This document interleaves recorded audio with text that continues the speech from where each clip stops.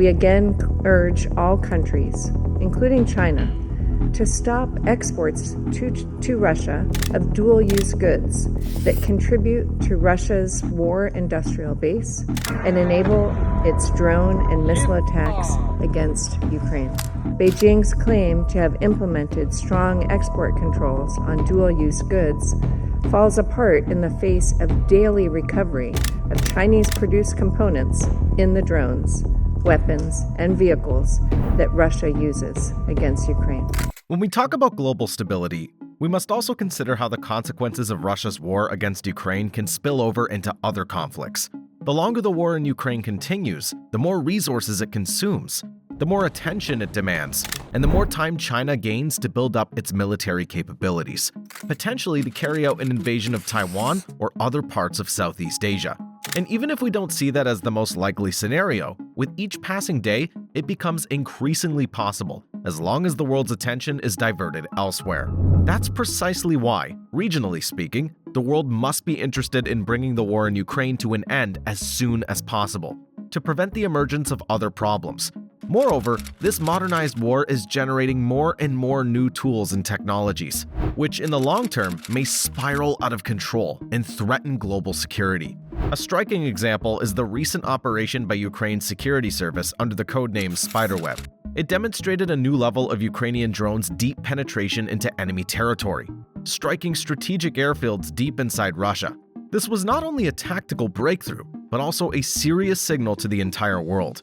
The boundaries of traditional warfare are blurred, and technology is increasingly dismantling old notions of security. What seemed impossible yesterday is becoming reality today, and that's where the greatest threat to global stability lies. What's happening against the Russian Federation today will be used by it, or by its allied states, against the countries of the democratic world tomorrow. It's impossible to defend against this unless new, creative means of protection are developed. This is military technical progress. During wartime, it advances much more seriously and energetically than in times of peace. A vivid illustration of this is the appearance of the atomic bomb during the final phase of World War II. We understand very well that if that war hadn't happened, if there had been no mass extermination of people, no Holocaust, Western physicists would never have worked together on such a weapon. It might have taken another 20 to 25 years to appear. But instead, 1945 became the year when humanity came into possession of a weapon capable of ending its very existence. And the Russia-Ukraine war is one of those kinds of wars.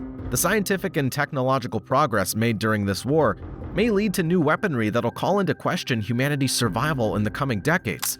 Therefore, the sooner the West can force the president of the Russian Federation and his short-sighted entourage to end this war, the greater the chances of preparing for the new challenges that this scientific and technological progress brings. This progress will undoubtedly involve drones, artificial intelligence, and breakthrough technologies, which were not without reason mentioned by the commander-in-chief of Ukraine's armed forces, former General Valery Zaluzhny. In one of his texts, he said that a new invention could change the Russia-Ukraine war, just like the invention of gunpowder once changed human civilization. But along with that change, the number of casualties increased so drastically that we can hardly imagine the scale compared to the times when battles were fought with clubs or swords instead of firearms. Well, at first, everyone treated this idea with skepticism and sarcasm. But the new gunpowder has already emerged before our eyes, and it's destroying Russian aircraft, Russian tanks, Russian weapons. And this is only the beginning of changes in the very scientific and technological structure of warfare. China's closely studying every aspect of this conflict in order to draw lessons for a potential confrontation with the United States over Taiwan. According to analysts, the leadership of the PRC and the command of the People's Liberation Army consider a major military conflict with the US increasingly likely and are therefore striving to prepare in advance. Beijing is observing how the West responds to aggression against Ukraine, what sanctions are imposed, how united the Allies are, where the pressure points of the global economy lie. These observations will form the basis of China's strategy regarding Taiwan. For example, China sees that the US and NATO are supplying Ukraine with weapons and intelligence, but are avoiding direct military intervention, fearing escalation with a nuclear power. Therefore, in the event of a conflict over Taiwan, Beijing may expect the West to act similarly, supporting Taipei with weapons, but avoiding direct war with China. China also notes that the sanctions coalition is concentrated in the collective West, while many countries in Asia, Africa, and Latin America have not joined it. This is a signal for Beijing. In the event of a Taiwan crisis, it's unlikely to be fully isolated. Much of the world would likely continue trading with it despite US pressure. Moreover, Chinese strategists believe that Western alliances have vulnerabilities. They argue that the US manipulates its allies, and with a proper information campaign, that unity could be fractured. In other words, the war in Ukraine provides China with a roadmap for how to sow division among Western countries or between the West and the global South in the event of a conflict around Taiwan. By observing the unprecedented sanctions against Russia, Beijing's drawing conclusions on how to protect its own economy. China's already begun to build up its economic resilience in anticipation of sanctions. It's increasing the use of the yuan in international trade and reducing its dependence on the dollar in Western financial systems. During the war, China and Russia developed alternative payment mechanisms. The share of transactions in yuan has sharply increased, and a payment system bypassing SWIFT has been created. This is valuable experience for China. If the US attempts to cut it off from the dollar system in the event of an attack on Taiwan, Beijing already has a plan to soften the blow: its own CIPS payment system, gold reserves, and trade with countries that disregard sanctions.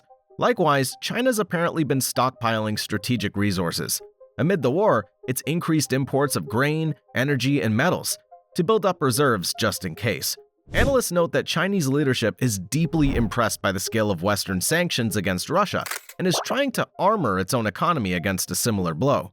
The events in Ukraine have become a practical manual on modern warfare for the People's Liberation Army of China. First, Beijing saw the consequences of an aggressor's miscalculations. The Russians underestimated the Ukrainian will to resist and overestimated their chances of a blitzkrieg. For China, this is a warning that a Taiwan operation could turn into a prolonged and costly war if it underestimates its opponent. Signs already suggest that Chinese generals are adjusting their doctrine, betting on combined operations and readiness for a prolonged confrontation rather than a lightning strike. According to Rand, analysts have concluded that a prolonged war could even benefit China, as the US defense industry is not capable of sustaining high-intensity combat for long, and America's technological advantage diminishes over time. The Chinese see that Western stocks of precision missiles and shells are not unlimited, and that production takes months or years. Thus, protracting the conflict could become a Chinese strategy to exhaust the US economically and militarily.